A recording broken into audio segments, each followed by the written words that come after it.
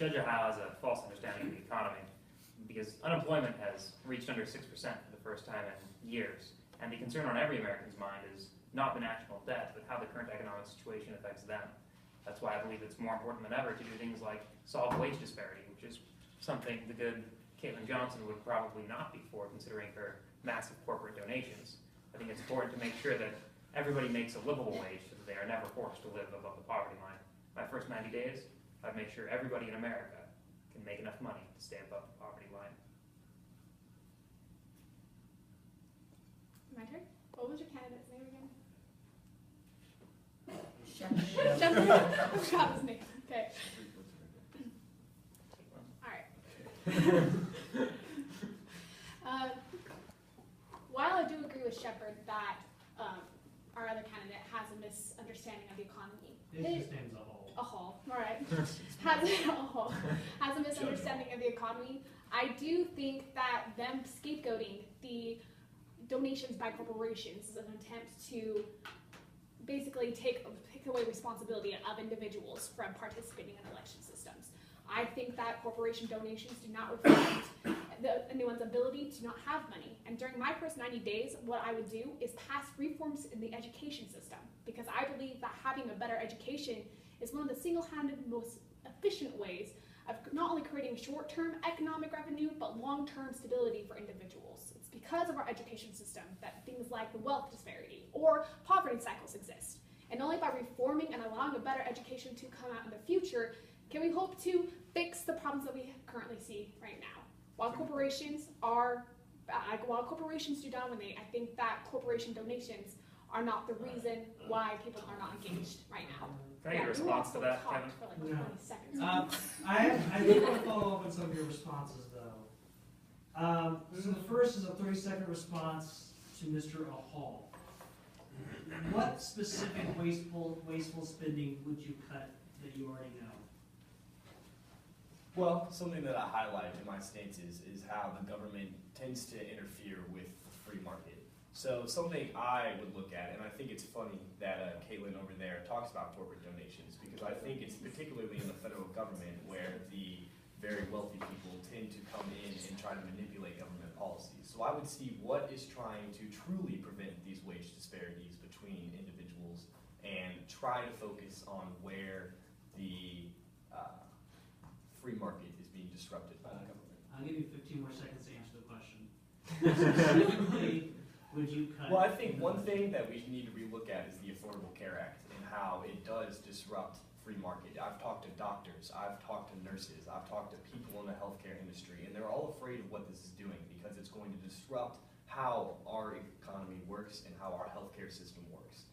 I think that the Affordable Care Act is definitely something that would be taken under consideration. All right, Mr. Shepherd, all in America will make enough money to have a livable wage. How will we do this without potentially destroying small businesses? Raising the minimum wage to the point where somebody working 40-hour full-time can be above the poverty line would not collapse small businesses. The problem isn't that small businesses aren't paying people enough. The problem is massive multinational corporations are paying people $7.50 an hour, and they have to go collect welfare checks in order to be able to feed their kids, despite the fact they're working 40 hours a week. The problem is not small businesses. The problem are large corporations who put corporate profits above individual welfare. Mrs. Edwards, what would you specifically reform in the education system? One thing I would do is like creating more equal taxes for certain districts. So while districts may not have as much money to afford things like textbooks or technology that they need to advance their education, I would make it so that richer districts would have transfer of that type of money to poorer districts, so that we overall have a better access to education. I'd also make it have affirmative action have a stronger influence in higher education. All right, I'll open up the next question to the audience. Who would like to ask a question of the candidates?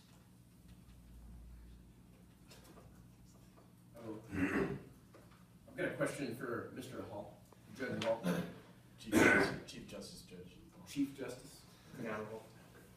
How do you plan to respond to today's executive order announcement on immigration reform? Surely it's going to contradict your plans to secure the border And with that in mind, will your campaign strategy seek to emphasize reform of the president's plan, or will immigration become a back burner issue for you? So the immigration is actually something that I have focused on a lot in terms of my campaigning. I think that the border security is something that it should be a focus, but the one thing that I really think is important is separating immigration courts from the rest of the judicial system. I think that some individuals come here for genuine reasons and they want to be able to support their family, and I think that we need to be able to streamline and make sure that those people get a fair shot. Also, having separate immigration courts would allow individuals to weed out who is here for non-good reasons. I'm going to follow up. We'll give you 30 seconds each to respond to that. I am pro-immigration, pro-supporting people who want to come to this country and work and live a better life. I believe that that the current executive order is a step in the right direction. I haven't had time to go over the details because I was supposed to have lunch with Caitlin today, and she stood me up when we were going to talk about it. So.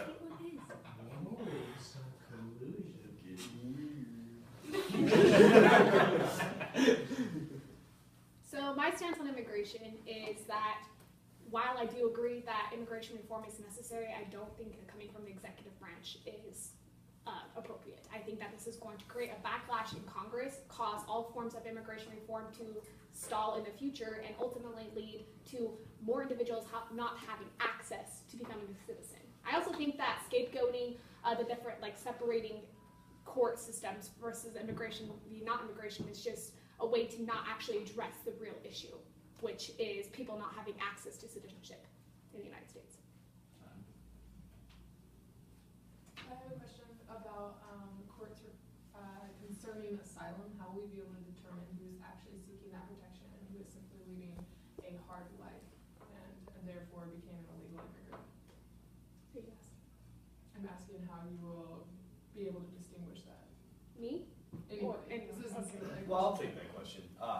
Coming from someone who has been intimately involved in our court system, I feel as if I probably have the best indication as to how our court system probably actually works. And I think the problem right now is that a lot of people get the attention they need because immigration services have to deal with getting court cases into all different kinds of court systems. I think by separating the immigration courts, we can have, which national security and border security and citizenship of the U.S. is a federal issue, that would allow us to take these cases more seriously.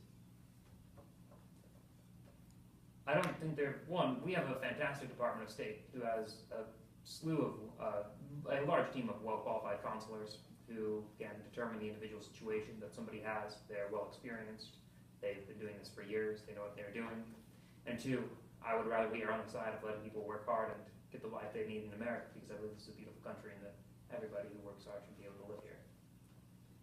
My personal stance is that by actually creating two different court systems, we'll decrease the amount of resources that each court system has. The money that AHAL is talking about, like the court system AHAL is talking about, is not going to create revenue for it out of nowhere. Overall, what will happen is the ability to represent individuals is going to decrease because of the separation of the two court systems. And I think the best way to address your concerns is to increase the current revenue for the system, which is won't happen through separation of the courts. This is for Ms. Johnson. What is your stance on this U.S. decision not to extend the deadline on the deal with Iran concerning their nuclear program? I think that the best way to work with Iran is through a stick and carrot approach. I don't think that creating by suddenly putting the sanctions back on is the best way to address the issue. The sanctions don't ultimately affect the leaders of Iran. They affect the people of Iran.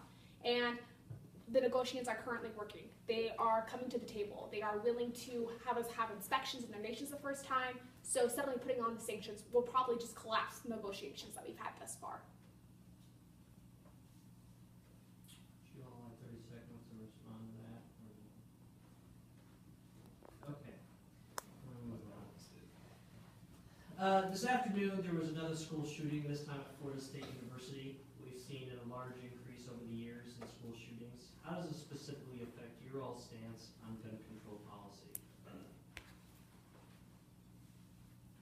So I historically have been a big fan of is something that ought to be handled by them and not have overreaching federal government policies. That being said, I don't think the guns are the problem. I think it's like mental health is typically the problem, or getting access to counseling, which is why, although I won't raise taxes or anything like that on individuals, I will have a large stance in trying to make sure that the education system has proper counseling and has individuals who are able to deal with potential threats. Well, I agree with Mr. Hall on the issues of mental health. I think it's a shame to hear the same message over and over again that we don't need to control guns while we continue to see students get shot up at schools. I think that when we have the ability to do things like assault weapons bans to prevent weapons that have no practical or defense use from being in the hands of individuals who could only use them for harm, I believe that something like an assault weapons ban action is needed by the government to protect its people. I believe that guns are a freedom, a right that each individual person should have. I don't think there should be regulations on guns, and while it is atrocious that these crimes are happening, I think that by regulating guns or making it a state issue, not an individual issue, is going to cause an increase of crime, because by making guns illegal, that's not going to stop the people who are using the guns illegally from using the guns. Those individuals are still going to have access. They can get them illegally and do the same crimes. Best way of protection is individuals having guns. So to follow up on that question, and this would go to Mr. Hall and Mrs. Edwards, or are you right, Edwards? Yes, Yeah. that's Caitlin. So what sort of gun control regulation would you support if it was by the states? For instance, background checks or limits on the size of the magazines that can be sold? I would argue that the only thing that we can do is probably increase background checks. I think it's interesting that Mr. Shepard here says that we need to have an assault rifle ban.